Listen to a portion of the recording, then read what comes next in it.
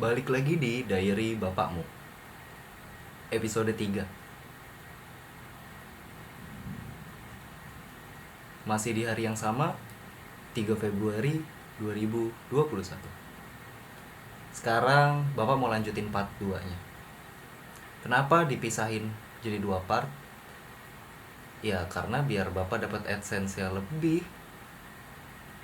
Enggak deh. Karena memang di part kedua ini ada hal yang penting banget yang perlu digarisbawahin. Karena banyak banget anak-anak Vespa, bahkan anak Vespa yang senior pun sering lupa sama hal ini. Hal apa itu? Yaitu merotasi ban depan dan ban belakang. Ya, nuker ban depan sama ban belakang. Kenapa sih harus ditukar? Karena ban belakang ini cenderung lebih cepat habis. Karena titik tumpu itu kan ada 2 ya, ban depan sama ban belakang gitu. Sedangkan titik bebannya itu lebih banyak ke belakang, lebih dekat ke ban belakang gitu. Mulai dari kita duduknya juga nih lebih dekat sama ban belakang kan ya ketimbang ban depan.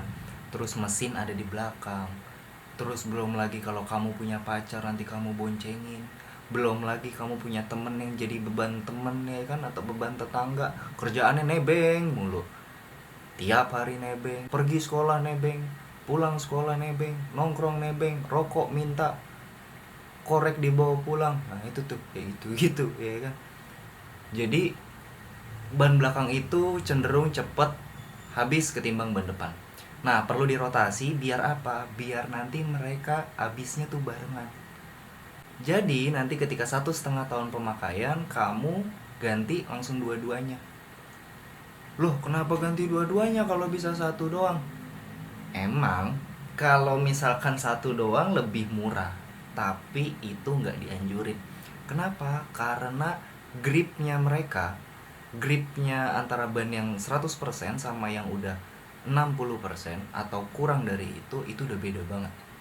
Dan nggak rekomen lah bapak buat kamu pakai ban yang depan sama belakangnya itu gaya geseknya udah beda, karena jatuhnya bisa bahaya. Dan kalau misalkan nanti perlu ganti, ya biar dua-duanya di 100% lagi. Maksimal dua-duanya, depan sama belakang. Gitu. Lanjut di video ini Bapak juga mau kasih tahu gimana sih caranya buka ban dari tromolnya. Nah, caranya tuh yang pertama adalah kamu cari dulu nih baut-bautnya, ada 4. Dari kiri ya, bukan dari kanan. Jadi jangan yang dibuka yang sebelah kanan, tapi yang sebelah kiri. Karena kalau yang sebelah kanan itu adalah yang untuk ngunci peleknya justru, bukan ke tromol, bukan nyantolin ke tromol. Itu ada 4, dibuka 4-4-nya. Itu depan sama belakang itu sama, ada 4 juga, dan itu yang di sebelah kiri yang diputar, dan muterinnya itu ke kiri buat buka, ke kanan buat ngencengin. Kalau velgnya udah dicopot dari tromol, step selanjutnya adalah ngebuka baut-baut yang ada di velgnya, biar velgnya ini nanti bisa dipisah. Jadi velg Vespa itu tuh terdiri dari setengah-setengah ibaratnya, jadi satu begini. Ini kalau velg yang non tubeless, tetapi kalau tubeless dia itu udah jadi satu gitu. Jadi kalau udah jadi satu kayak gini nih biasanya kayak velg-velg motor bebek, motor matic tuh kayak gitu. Tapi kalau untuk yang Vespa non tubeless dia ada 2 begini. Kalau udah dibuka bautnya, habis itu nanti ditekan-tekan kayak gini. Ditekan-tekan, yang pasti sebelumnya dikeluarin dulu anginnya. Anginnya udah dikeluarin baru ditekan-tekan. Di sini juga bisa dilihat perbedaannya antara ban yang masih tebal sama ban yang udah tipis. Terus selanjutnya adalah dibuka velgnya nih, dibuka, dicongkel pakai obeng min buat misahin velgnya. Kalau udah ban dalamnya dikeluarin. Kalau ban dalamnya udah dikeluarin, habis itu misalkan mau ditukar ke ban yang lain, tinggal dimasukin lagi, terus dikunci lagi velgnya. Ada 4 juga bautnya. Yang pasti dibikin sepresisi mungkin ya. Terus dikencengin, jangan lupa. Habis itu nanti tinggal dipasang lagi. Kalau udah dikencengin, diisi angin dulu jangan lupa. Habis itu nanti tinggal dipasang lagi ke tempatnya, ke tromol situ. Nah, buat tipe-tipe ban itu Bapak juga udah bikin videonya waktu tahun 2020 kemarin. Videonya bisa dilihat di sini nanti. Itu video ban-ban Vespa tuh ada apa aja sih, kayak gitu. Bapak sambil ngerokok ya. Lagi hujan nih di sini nih. Nanti kalau kamu mau ngerokok, nggak apa-apa, ngerokok aja. Yang penting jangan ketahuan mama kamu. Cengli lah, nanti kita kong kali kong aja ya. Nah, Bapak juga mau ngasih tahu kapan sih Bapak itu servis Vespa klasik Bapak. Servis Vespa itu Bapak lakuin ketika sudah menempuh jarak 30.000 km atau 6 bulan pemakaian. Jadi mana duluan? Kebetulan memang speedometer Bapak aktif, jadi odometernya juga aktif. Jadi Bapak tahu nih, sekarang udah 60.000 misalnya, berarti nanti nextnya di 90.000. Ketika nyentuh 90.000 Bapak servis, atau 6 bulan, mana aja yang duluan. Jadi kalau nanti kamu speedometernya nggak aktif, kamu hitung aja, kamu kalender tuh kamu buletin kapan servis, nanti dibuletin lagi di 6 bulan kemudian gitu. Kenapa sih 30.000?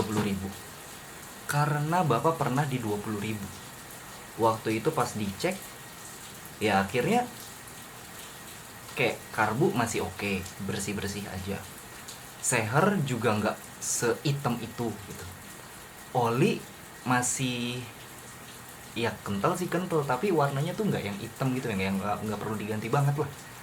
Terus jadi Bapak ngerasa kayak rugi aja gitu ngeluarin duit buat buat buat cuman yang 20.000 kilometer, masih belum lah. Akhirnya Bapak coba lagi naikin di 25.000, ternyata belum, dan di 30.000 ini Bapak ngerasa pas gitu. Jadi dapat 30.000 kilometer ini dari mana? Dari pengalaman Bapak sendiri sih. Dan kalau misalkan rata-rata kamu satu hari itu menempuh jarak pulang pergi 80 km, sebenarnya nyentuh 30.000 km itu 1 tahun. 370 harian lah, 1 tahun lebih. Tapi kan nggak baik juga gitu kalau misalkan dalam 1 tahun kamu nggak periksa-periksa, nggak apa. Jadi kalau nggak 30.000 km ya 6 bulan. Karena yang paling fatal itu adalah ketika oli habis justru. Sebenarnya Vespa ini kalau oli nggak begitu bermasalah ya ketika oli kurang, tapi bukan oli habis. Kalau oli kurang itu kan Vespa ini punya oli samping, jadi masih ngebantu. Tapi kalau oli habis itu udah masalah di mesin kamu. Kenapa? Karena oli itu tidak mungkin habis. Kan dia padat ya, compact gitu, ketutup. Kalau dia habis berarti ada yang bocor gitu. Dan itu bahaya kalau oli udah habis. Dibandingin dengan bensin mampet, dibandingin dengan pengapian yang kecil, oli habis itu lebih fatal akibatnya. Nah, selanjutnya ini adalah lanjutan dari kemarin juga part 1. Semua sistem bensin udah dibersihin, sistem pengapian juga udah dicek, terus juga sistem pembakaran juga udah dibersihin. Sekarang saatnya pengecekan terakhir, dinyalain. Nah, biasanya ketika pengecekan terakhir ini memang kayak karbu kan tadi habis dibongkar gitu ya, jadi settingannya ya harus sambil dinyalain baru ketahuan settingannya seperti apa. Bisa aja nanti anginnya yang kurang atau bensinnya justru terlalu irit, jadinya dia nggak turun secara normal, atau justru mungkin bensinnya justru terlalu luber. Itu harus disettingnya ketika sambil dinyalain mesinnya. Nah, ketika disetting kayak gini, Vespa Bapak ternyata apinya jadi tahu-tahu bermasalah. Bukan bermasalah sih, kayak ada kurang aja gitu apinya. Ternyata pas dicek, kabel koilnya yang ke kepala busi itu ada yang perlu diselotip. Waktu itu selotip kabel yang warna hitam itu lagi habis, jadi diakalin aja pakai selotip biasa, kertas gitu, yang selotip buat ngecat. Nggak apa-apa lah, seenggaknya bisa nempel. Dan udah aman lagi. Terus waktunya Bapak bayar, berapa sih harga servis Vespa klasik di tahun 2021. Ini dia billnya. Semua total ada di 160.000. Jadi 160.000 ini kurang lebih Bapak keluarin ketika 6 bulan, per 6 bulan. Jadi 1 bulannya itu Bapak perlu nabung sekitar 30.000 lah. Nggak mahal kok biayanya,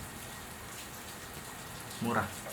Mungkin nanti kalau di tahun kamu pasti ya harganya udah lebih tinggi ya, karena kan ada inflasi setiap tahun. Tuh. Dan sekian video untuk servis Vespa yang ada 2 part ini. Semoga bermanfaat buat kamu. Keep your Vespa on dan jangan lupa klakson.